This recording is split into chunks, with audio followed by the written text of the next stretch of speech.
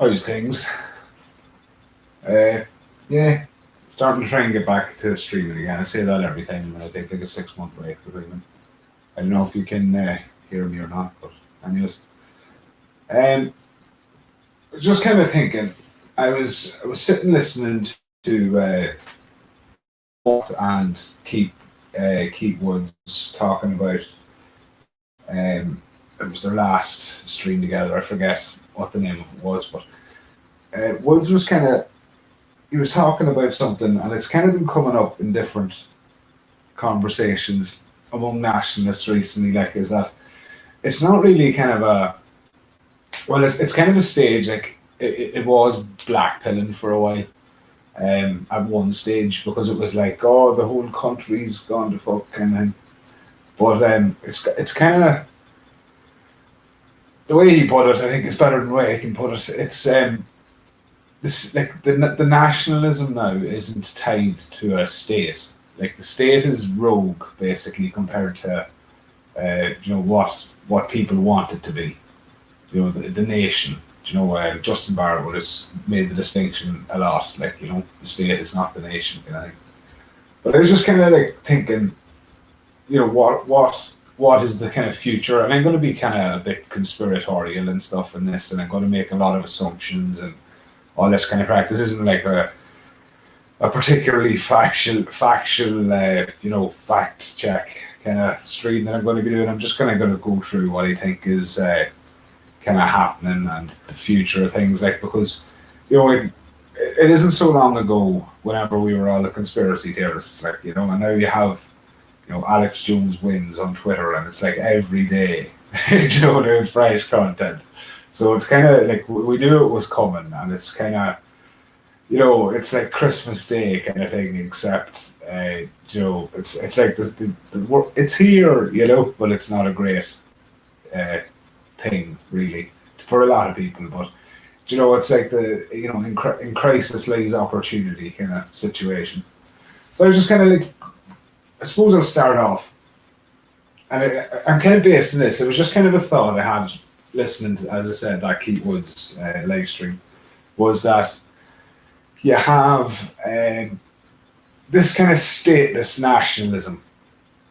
And, like now, especially with the idea of the fourth industrial revolution, and like each industrial revolution kind of has its own, um, a change in living circumstances for people. Like, like the first industrial revolution, like even you think of the cotton gin and stuff like that, it basically made slavery, not a profitable enterprise. Like, instead of like keeping 200 people locked in a shed and having to hire people to watch them and all this kind of crack. Instead of that, you could just like have a machine and a guy looking after it, and it going 24 hours a day. And it's the same thing that's happening now, I think. Whereas like the slaves is like the wages and the machine is AI. And it's just kind of like, yeah, you think whenever the first industrial revolution or whatever in England, and that was like a mass exodus from the rural areas into the towns, and that's where you ended up with the modern cities. Like most modern cities before, say, mass transport, like trains or trucks or whatever, um, you had to have a transport link between the agricultural areas and where people were living in, like, workhouses or whatever. And that limited the size of a city. So you had a population limit of, say, 10 or 20,000 people, because you had to cart all this stuff in on a donkey, on a donkey's back, like all the wheat and whatever, to get into the city centre, the town centre, basically. Like, that's why you had that was the physical limitation of a city in before mechanization. So it's kind of like that's how the idea of, you think back like to the first democracies or whatever, and you have Athens and these Greek city states, and that's where like where how the city state operated, like, because it was a practical necessity, like that people live together in order to kind of have a pool of resources and be able to kind of support each other or whatever, but that it couldn't be a massive country. Like, it couldn't be like the size of Ireland. You know, that's why you had different kingdoms in Ireland and sub kingdoms and Gaelic system basically. And like a lot of the towns, like the major towns in Ireland, back in the day, they weren't particularly big at all. Like, you know, the capital of Leinster was Ferns, and it's like a village today. Like, but it wasn't ever that big. It was only ever a couple of thousand people living in it. And you think like the monastery of Clonmacnoise, I think that had about 3 or 4 thousand people, you know, students living in it. But that was all because of physical limitations. Like, so it's kind of like you think about the next industrial revolution, and I was thinking about Kaczynski, whenever, you know, that industrial society and its future, and I was just thinking like how right the kind of first third of it is anyway, definitely.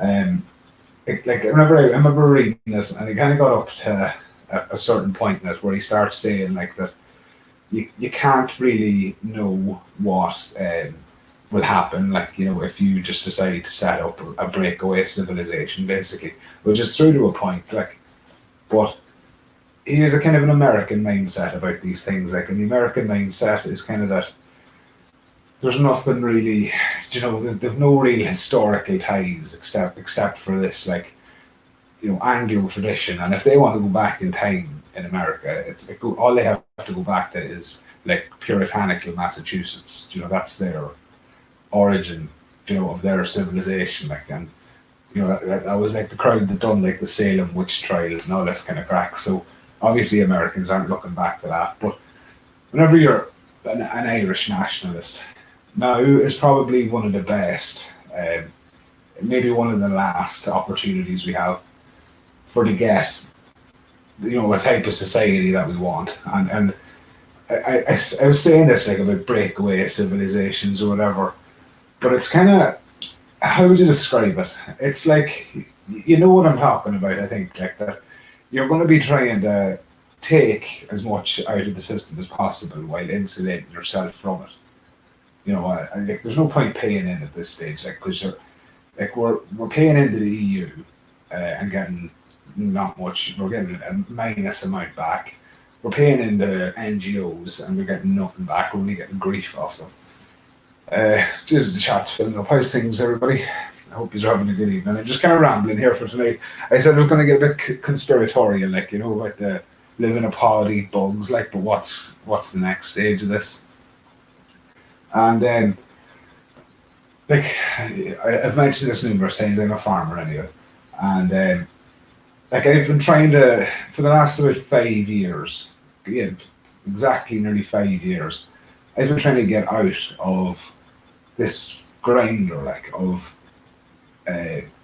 EU farm payments and, you know, fucking regulations and all this. Like, you know, even if you're like on AgriLand, it's a handy website, you know, for keeping up on rural stuff. There's a lot of stuff that is general to everyone, like, you know, but like they were saying, like, you know, the organic farming scheme, and I was arguing with someone about this a couple of days ago, but it turned out we kind of agreed with each other. But is that there's not many farmers taking that up anymore, like, because whenever you get into, like, it sounds great, like, that's why I got into farming, like, was because I loved, you know, nature and all that kind of crack, like, so after years and years and years of going, I don't want to be a farmer, I want to be fucking something else, you know. And then I realised, I was like, no, like, this is actually a fucking great lifestyle, like, I love it, you know.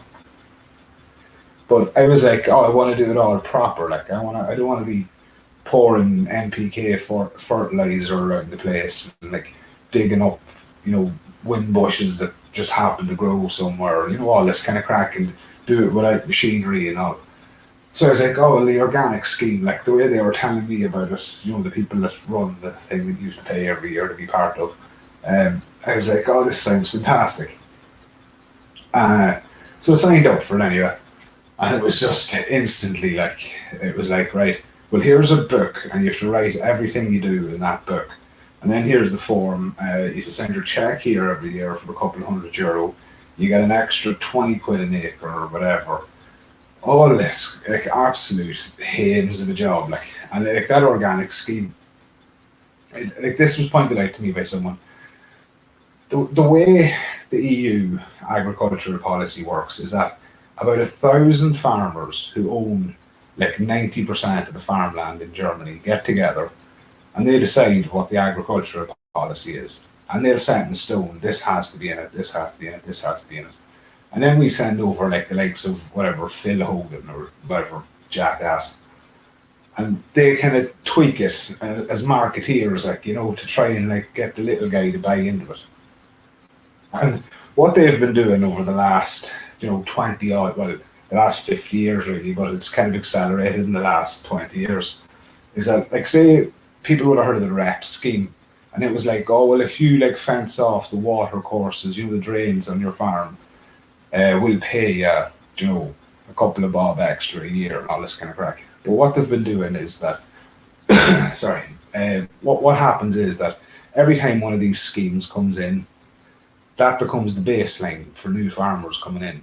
So instead of like, your animals being allowed to like drink out of a puddle of water on your farm or whatever, a wee pond, you have to fence all that off now, and you have to pump water in from the mains into your farm. And it's like, it's all to suit this factory style farming, and it's in such slow increments. It's like it's barely perceptible, but it's at the stage now where I think a lot of farmers realise that. And a lot of young farmers realise that too, and they think, no, it's not for me at this stage.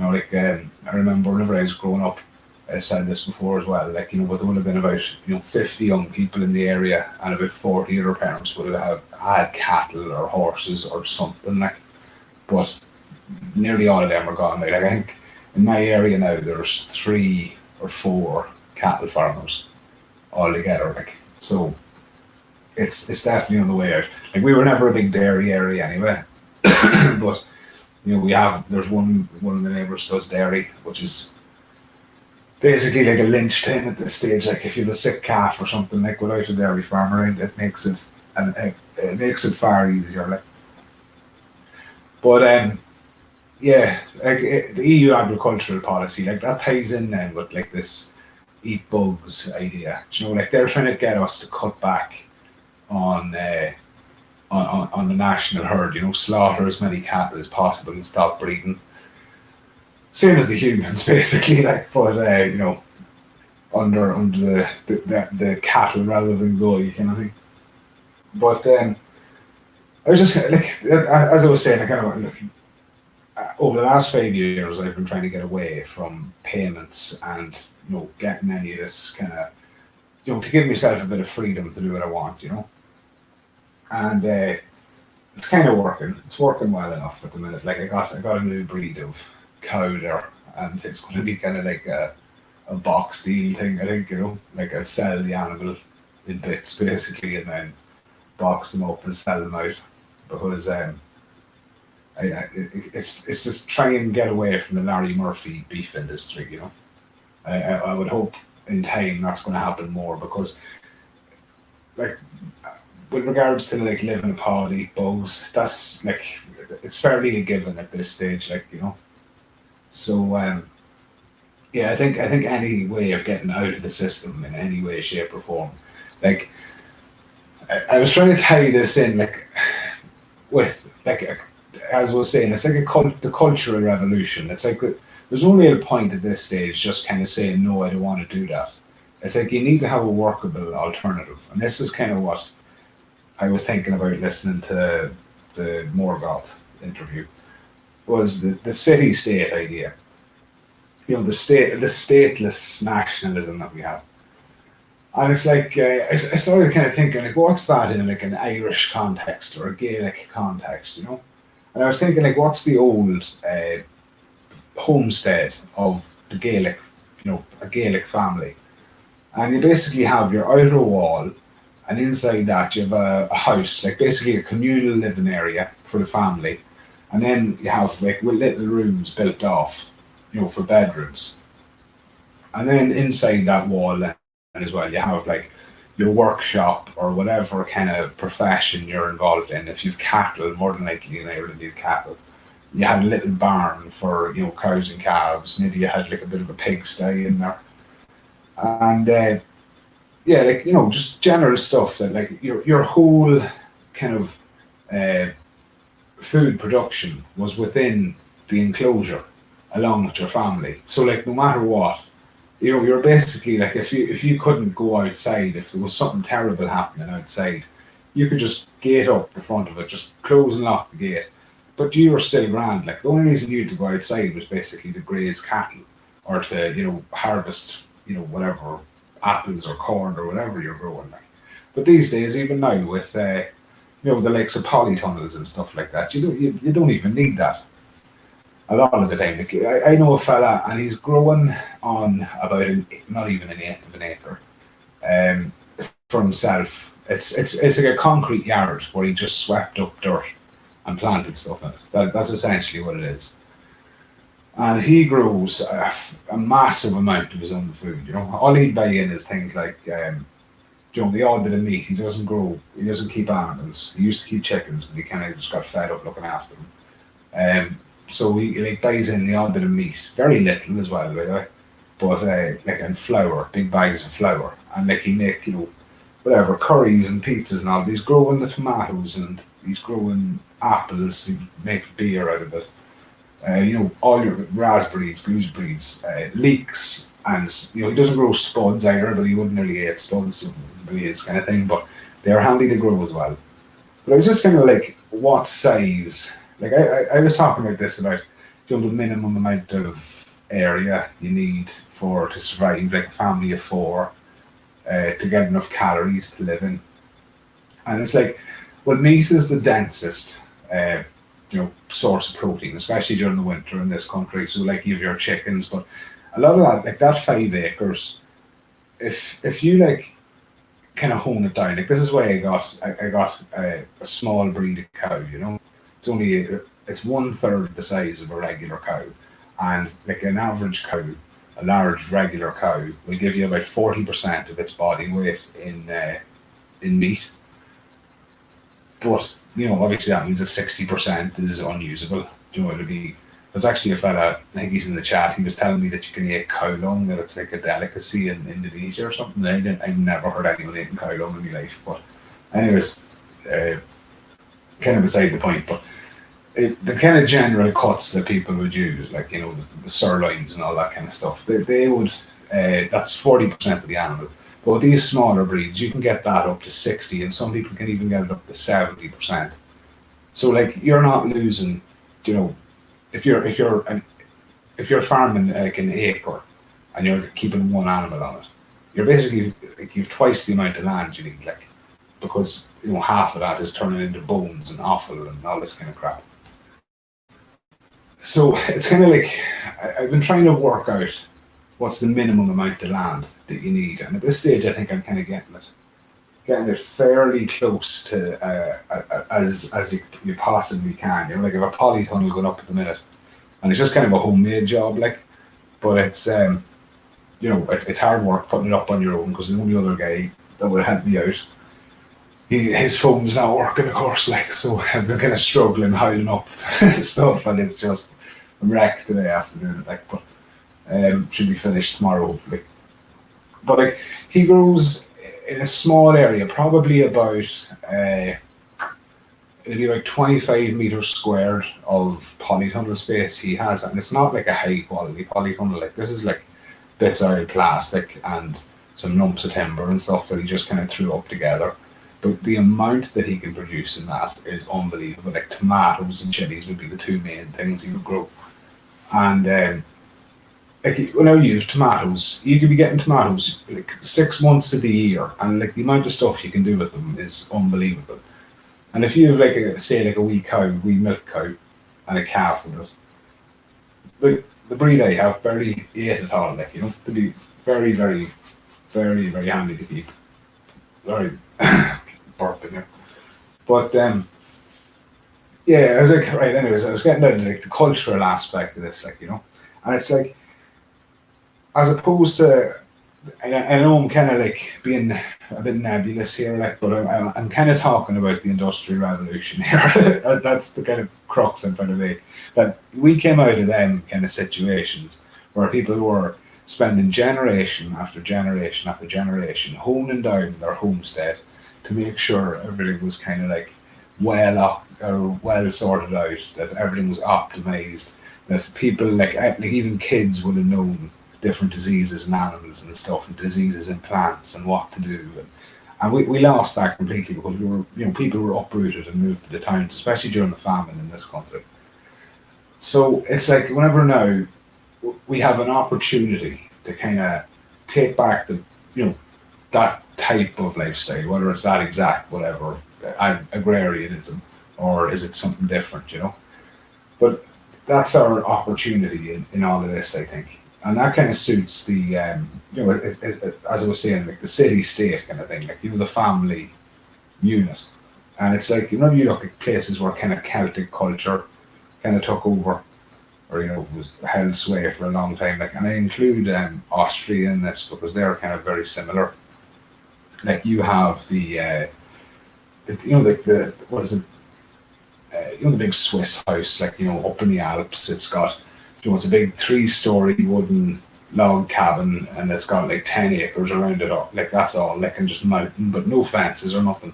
But that family could have 4 or 5 generations of the same family living in the same house. Like you could be living in the same house with your third cousins. But that's the kind of Celtic mentality. Like even in Gaelic times, you had the main house inside your enclosure. Oh, is my sign cutting out or anything there? The sign popped up. But anyways, there was you had your main kind of house, with the little bedrooms off to the sides or whatever. But then, like, if you had a couple of cows, whenever your son got to about whatever 14 years of age, you used to like put up a hut for him out, like, like a little mini house on the other side of the enclosure to kind of keep him. Oh, cheers, Marion. I wasn't sure if it was cutting out or not. I think StreamYard is kind of acting up me a bit. But then you build a little shack for them to live in, and it was great, like, because it's like, imagine now these days if you're a teenager in the house and they're throwing a temper tantrum. It's like you just throw up without fucking like little pork gavin kind of thing up in the corner, and they're like, right, just go do your own thing in there. If you think you're going to do better than what I'm doing, here's a cow and a calf to look after, or a cow, a heifer and a calf, and do whatever you want. And that was then a Bowara. Like before that, like the different ranks of king, but like you had the Ochara, and the Ochara was like Og Ara, the young protector. So he like had his own little shack or whatever. But then whenever you like got to a stage where you actually had started a herd, like from that heifer, you might have had a bull calf, then you trade the bull calf and do a bit of work and get a heifer again, and then breed the two of them. Then you'd a bit of land, or you had this kind of you get a bit of land to kind of keep your little herd on, and that was the way the ranks of king, basically, of leadership, rose up through Gaelic Ireland. But I think there's lessons in that, in the kind of in the kind of a change in society that I think people want. Like people say kind of similar things, and I'm trying to think of an example of what would people be saying. But basically, like that, people aren't these motes of dust floating around the place. Like you have the time of the Yellow Vests was that song Degeneration. I think it was your great grandfather worked the land, your grandfather made a living off the land, and your father sold it and became a millionaire and became a civil servant, as the general. And then it's like, and all you want is a little piece of land, It's the same idea as all them Yellow Vests kind of thing. It's a common problem. And it's like farming gives you a bit of, like, during lockdown, it was like people, I remember at the start, people were like, they lost all meaning. Like getting up in the morning and fucking drudging on doing something. And yeah, like people enjoy work, like, it's something to do, kind of have to think. But it's just kind of a case of, you're building up someone else at that stage, like, and there's a lot to be said for that, like loyalty, especially, like, in like, say, like a family company or something. Like if you stick with a family company, the family's going to look after you. Like if things kind of go tits up, like as best they can.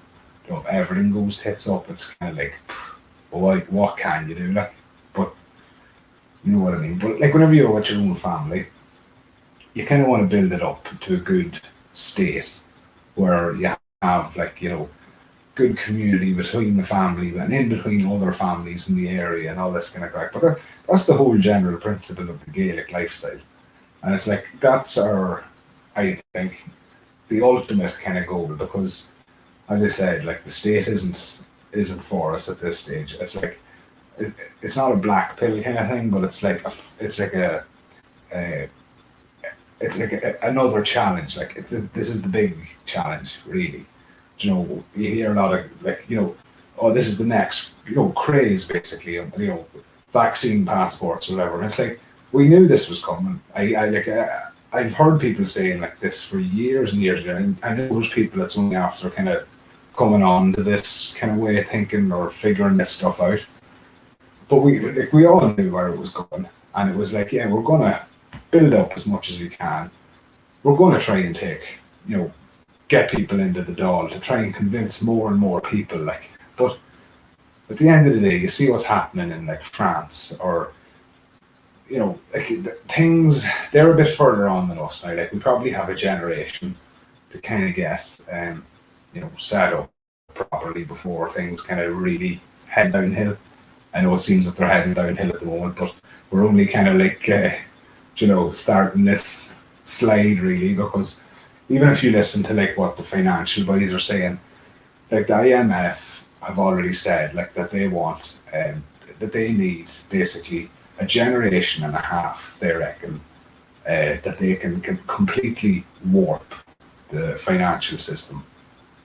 Like the vaccine passports and these negative interest rates and all this hyperinflation and all this kind of crap. This is only the beginning of it. Like they've released white papers on this, about like in China, for example, they've already released this, but it's a CBDC, like like a government-backed Bitcoin, but it has a time limit on it.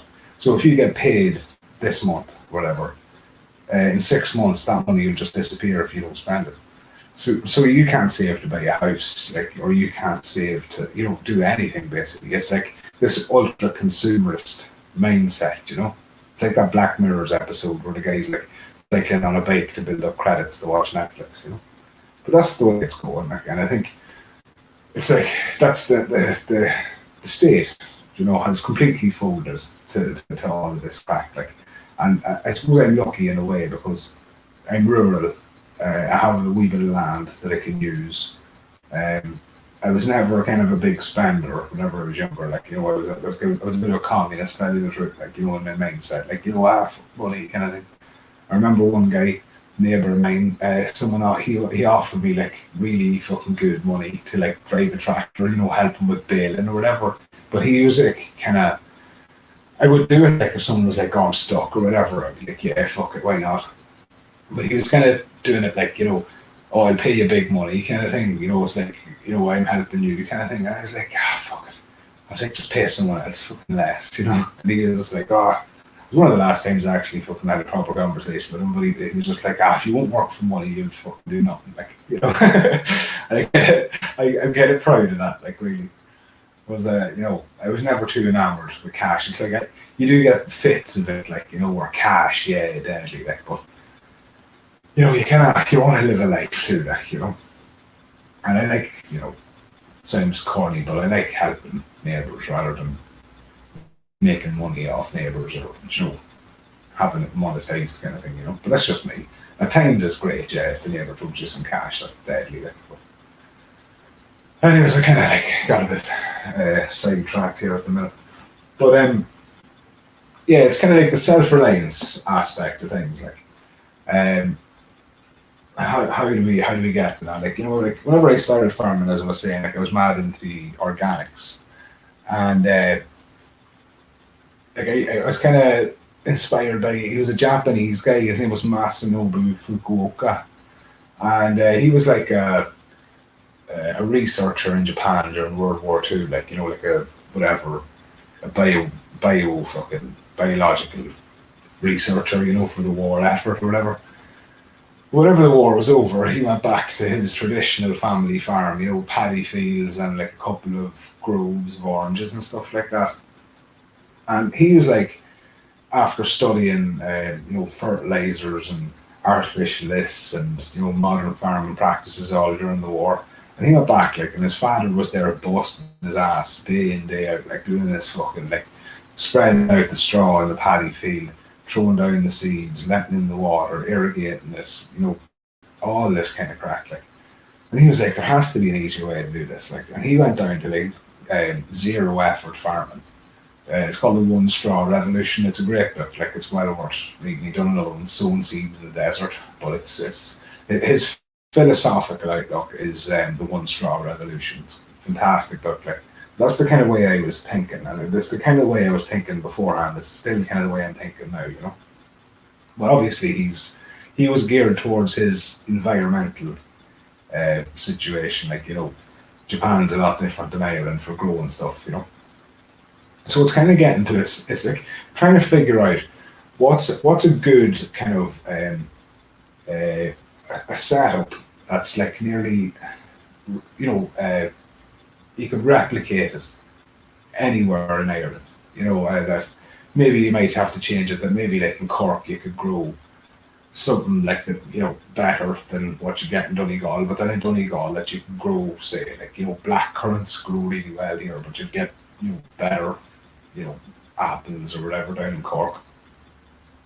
Or dairy, like dairies, great dairy land in Cork compared to Donegal. Like, but we have fattening land, the limestone up here.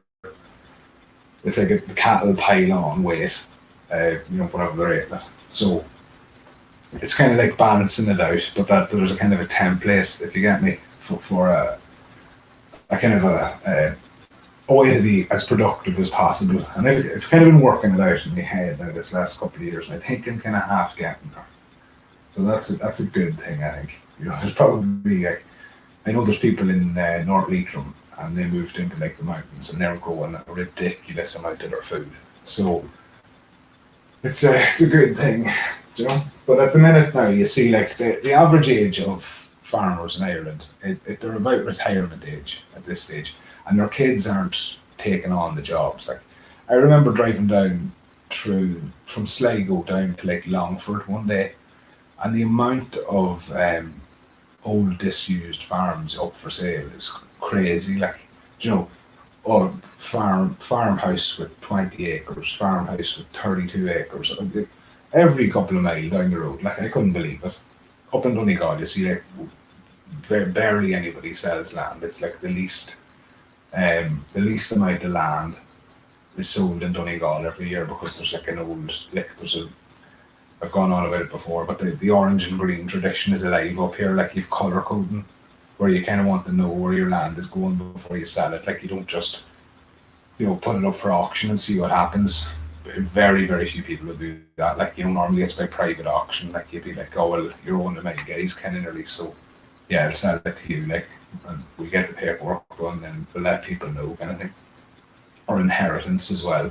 But it's all, that's the main set in Donegal. It's very hard to get land in Donegal. Like, then just across down in Leitrim, then, like, that's the easiest place, because boys just don't want it. It's not productive for traditional farming, like by traditional conventional farming, like modern farming, because everything's just hills and bog and all this kind of crack.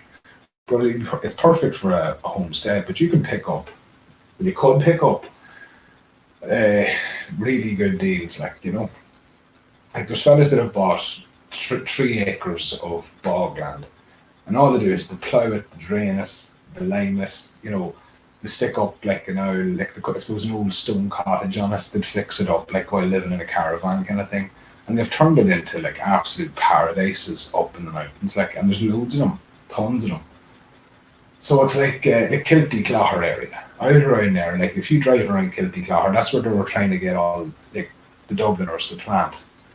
They had it on the ear to the ground or whatever. So yeah, it's kind of like, it is doable, and it's hard work, and there's a lot to learn. And it'd be like me moving to Mars and trying to figure out how to fucking work, get a Martian computer to work. Like, but at the end of the day, it's very rewarding, especially if you're kind of like trapped in the city kind of thing. It's like, even to use as a holiday home, go up during the summer for 3 months and work remotely or whatever, but just to get a fucking place to escape that, because, as I said, live in a pod, eat bugs, that's only step one. of all this crack, like this is an intergenerational. Like the IMF have admitted that it's a multi-generational project. Like so, yeah, it's just kind of a time of we it'll either end up like you're gonna be working for the man, like getting your vax passport updated every 6 months, getting your you'd be allowed to go to Spain maybe once every 5 years or something like that to save on flying miles or all this kind of crack. Or it's just kind of like, right, fuck it, just bug out of the system, get something set up. And that's where, I suppose I'm going back to this again, but industrial society in its future, like Kaczynski, whenever he said, we don't have, you don't know what kind of society is going to develop out of, a breakaway civilization or whatever.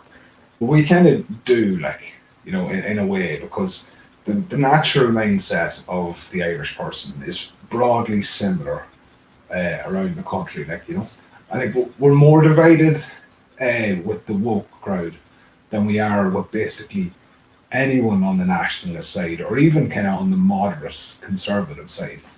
But I'm not including McGurk and all them boys in this because they're basically Brits, but no offense, but you know what I mean. They're more Anglo than they are Gael, So it's kind of like we kind of get out of that trap. We don't know what it's going to be like. But on a broad scale, it's like, but what's the aesthetics of it? And that's where I was talking about the shape of the Gaelic home and all this kind of crack. And the architecture of things and the style and the diet and all these different things. It's like a case of just, as I said, not just saying I don't want this, this modern fucking live in a pod, eat bugs. It's like, well, what do you want? And what are you going to do to get it? That kind of way. And that's what I mean. It's not blackpilling, but you're kind of breaking away from the state at this stage. You're just this is the next challenge. This is the biggest challenge of our time.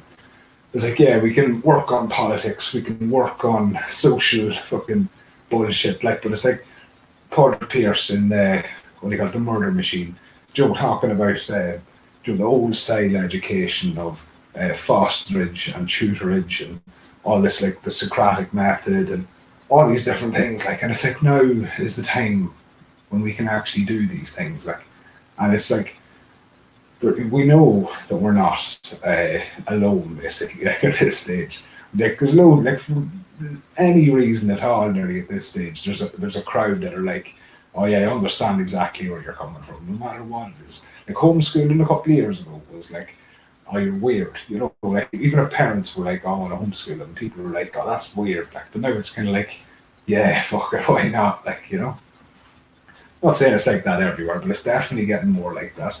And the more people that do it, the better, I think. Because definitely, home, kids that learn at home. I've got little cousins, and they get taught by their uncle, for an hour or two in the evenings. But they excel at school because they know how to think rather than what to think. If you get me, which is it's great to see in young people, because you get some types now that are just glued to their phones, and it's oh my god, it's a bit of a heartbreaker, you know what I mean, anyway. But at the minute now as well, they're trying to get Ireland used to be, even only a couple of years ago, was 1% forest, and now that's up to 10%. But that's all that Sitka crap, and you have in Leitrim this no more Sitka spruce. Trees being planted, and the government now are struggling to get forestry planted. So it's if you were buying more land than you needed, say now if you only wanted 3 or 4 acres or whatever, or to get away, to get out into the country. Well, if there was a place with a slightly, a couple of acres extra, you can get grants and all this kind of crack, and they will grease the wheels for you, for mortgages, even to get this land. To plant, say, oak trees or native forestry. So you'll end up with 2 acres of fuel for the next, 1,000 years or whatever. So it's then whenever you are building a house or whatever, if there is an old stone cottage, no problem with a chimney. And then even if you're putting in, like, say, a timber house or something like that, sure, no one's going to come in checking if you have a wood stove anyway, especially if you're out in the sticks. So I'm just going to flick through the chat, like, but yeah, good evening, everyone. I wasn't really looking at what was happening here. Sheep's head, yeah, I've heard that, like, sheep. You had the sheep's head, sheep's brains, and the haggis, obviously the stomach of it, and everything. Let me see. I'll have to have second jobs here. Yeah, this is the problem. Like, the second job, like, farmers aren't fit to live modern lifestyle, like, keeping up with the Joneses with Dublin, or even like things like you think of boys that buy tractors every couple of years, like, the big Lamborghinis, but they're working fucking constantly, all the time, every summer, fucking till 2 o'clock in the morning, baling, wrapping, stacking, anything. And then in a couple of years' time, like, that money's all gone. They've maybe put a couple of grand in the bank or whatever, but then they're blowing like another 80 to 100,000 euro on a brand new tractor. Just repeat that cycle. Like, that's the industrial side of farming. Like, that's a tank. Like, all them tractors came out of tank engines in World War II. So it's like I think we have to try and get away from that. But yeah, the kind of what the point I was on about is like the aesthetic and the lifestyle and the cultural aspect and everything. And it's like now it's kind of like opening up. If you get me, like, we're not stuck in the old ways. Like, people are like, oh, we want the old normal back and all. And like, I don't fucking want it at all. Like, I want to get out. I want it to stop. Like, that is industrial society. It is ending. People are crying out for, oh, we need to go back. And it's like, no, we need to go forward into a better version of what we had, like, before industrial society started fucking clamping down on us, like, so like post famine, like, that's what our world, like the Irish world, was this post famine world.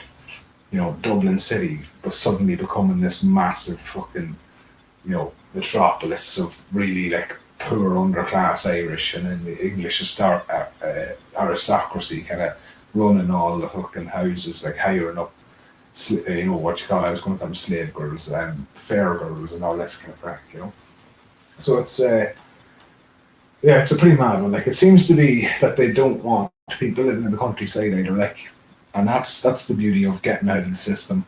Like, it seems to me that they want a kind of um, uh, like a playground for the super rich. Like, Joey was at a fucking billionaire's house yesterday, and he is like, a big compound for all his family live in. His chef lives in there. He has his, all his work, whatever he works at is all contained in this compound. Like, and that's how it's just like, yeah, that's the fucking future. Like, it's like the city state. Whether it's on a big scale, on a small scale, or whatever. Like, that is the perfect template, because you see the wealthiest and the smartest doing it, like, and it's like, well, you don't need £1 billion to get a comfortable lifestyle out somewhere good, So that's all I've been thinking about now this last week, like. And it's a kind of a return to tradition, getting a lifestyle, like, on for feck, it had a big comment there, got wiped out. I know you're paying, like, it's fucking. The language is grand. Whatever you say, I probably said it 10 times worse now so far. So. But yeah, like, it's the cultural aspect. Like, I think it, in the same way you have to live in a pod, eat bugs. I think that's nearly the same as live in a flat and eat Tesco. I think that's kind of like, but like, it's normalized thus. Live in a flat and eat Tesco. And now it's kind of like, like, I'll fucking live in a roundhouse and eat beef. I think that's the future. I'm kind of fleshing that out. Like, I was delighted to see that the Burkean kind of had a sister publication or whatever coming out, the Meon, I think you pronounce it. But I'd love to see more happening on, right-wing ecological kind of, future things, like, because there's so much scope. Once you take food production out of the hands of Larry Goodman and the Department of Agriculture, suddenly you are independent. Food security is a massive thing that doesn't really, get much mention except whenever something's missing out of the shop. Like even toilet roll shortages and bread shortages and milk shortages. Whenever this thing first kicked off, and now it's just kind of like, did we need that? Like, could I not have, especially in rural areas, I know, but like people dream of, having like a wee kitchen cow and a walled garden and whatever, and it's like there's never been a better time because everything is just going to get more expensive now at this stage. Like, so again, and that leaves people that have houses in good positions, really, like, because you'd be able to change up or whatever. And I know there's a lot of people that can't move, but being part of like the cultural movement of that, and spreading the word about it. Like, I think that's the next big challenge for nationalists, like, is to show the state not only are we against you, like, that we want you to fail, like, but that, and for us to take over, but that we're actively, working on the alternative. I think that's the next thing, because standing on the street shouting isn't fucking working, and it never will work at this stage. I think it's too divided at this point. We have social media that's rapidly diminishing because of censorship and people getting banned and nuked, whatever. We have our own kind of echo chamber, and it's like, on Telegram or whatever. And it's like, right, let's use that for what it's intended. Like, instead of arguing with people on Twitter, like, my Twitter days are kind of fucking numbered. I haven't posted on the Go account in fucking yonks because, like, what's the point at this stage? Like, I'm surprised my other one didn't get nuked the other day. So, yeah, it's just kind of like positive. Let's get the positive message out here. Like, I've heard too much doom and gloom. I think, like, I'm all doomed and gloomed out. I think I've blackpilled myself, years ago. And then I was like, right, I got a fire lit in me and I'll fight them. And now I'm at this stage and I'm like, right, I'll just like spend, 10% of my energy fighting and 90% building up an alternative. So, let's see, is it now? The hard left monopolize this stuff. Yeah, like, look at the Green Party. Holy shit. Like, a Green Party in a rural area, like a right-wing Green Party for farmers and for replanting oak forestry and getting the salmon back in the rivers. None of this fucking, we're going to windmill every hill, we're going to dam every river. Like, it's a no-brainer. Like, an absolute no-brainer. But like, the farmers are, they're pragmatic, by and large, with their thought processes. Like that's why you still have this, like, kind of thing. Oh, well, farmers always would feel or Fine Gael. It's because they're able to get a cast iron guarantee, like, of a policy that's coming in, and the politician isn't actually doing anything, but he's just letting them know this is what's happening, and maybe I'll be able to work it for you. And that's all the farmers are voting for. But if you have a cast iron guarantee, and how do you know? Like, how does the farmer know it's going to work? Well, it's because it's working in the farm next to him. Like, there's a family living there. They're fucking, doing well. Like, they mightn't be making huge amounts of money, but they've saved the load in, like, the amount they're spending because they've got a way around, like, say, a little cooperative going, like, like, as I said, like, the box, but beef boxes, whatever you want to call them. Like, whenever I slaughter, get my neighbour to slaughter a cow or whatever, and fucking chop it up. There's, Billy wants a sirloin steaks. There's, whoever wants the kid, whatever, liver, and just divide it out that way. Like, and I've cut then Larry Goodman's profit down to zero out of that angle. And that's what I think is the future. It's a boycott, but make it a positive boycott that suits us, Because, like, I heard as well people saying, like, nationalists need to start economically helping each other, and they do, definitely. Like, but I think this is like bricks and mortar stuff, environmental, dietary, health, all these things, like, lifestyle. There's the business opportunities for the nationalists. Like, and it's like, instead of just here's a job, it's like, well, I'd love if someone would do this job for me in a proper way, like, and make, a mutual benefit towards each other. Then you get, like, the paid forward thing, and like, that's how most businessmen start off. It's to get a bit of a hand, a help up, and then it's like, they don't pay me back, help on someone else, and that's the best business mindset you can have. So yeah, on that note, I think yeah, I'll call it a night. And thanks for listening. And I was kind of like just getting this off my chest, like, because I've been doing a lot of physical labor lately, like, and I haven't like ranted on Twitter these days. So it's kind of like, instead of like throwing it out there, it's kind of like stewing up. And I know I'm kind of getting to some point with all of this, like, I feel like it anyway. So yeah, it's just working away every day, building up what I think, like getting away from this fucking rat race more and more. Like, and there's different aspects to it, obviously. And the townies are going to have a whole different, aspect of things than I do. Like, but it's a national process. Like, we're all working for the same team, whether we all have widely different ideas of what that is. Like, but we can all benefit each other anyway. And that's probably more inclusive of a message than any leftist can give you. So, anyways, yeah, thanks for listening. Anyway, I hope you enjoyed it. I hope you made a thought of something or whatever. But yeah, drop me a line on fucking the Twitter account or whatever if you have any ideas or whatever. It's good to keep in touch. And I don't really use much social media now these days anyway, except for like posting the odd picture or something like. So yeah, that's about the height of it. And so long before, I'll see who I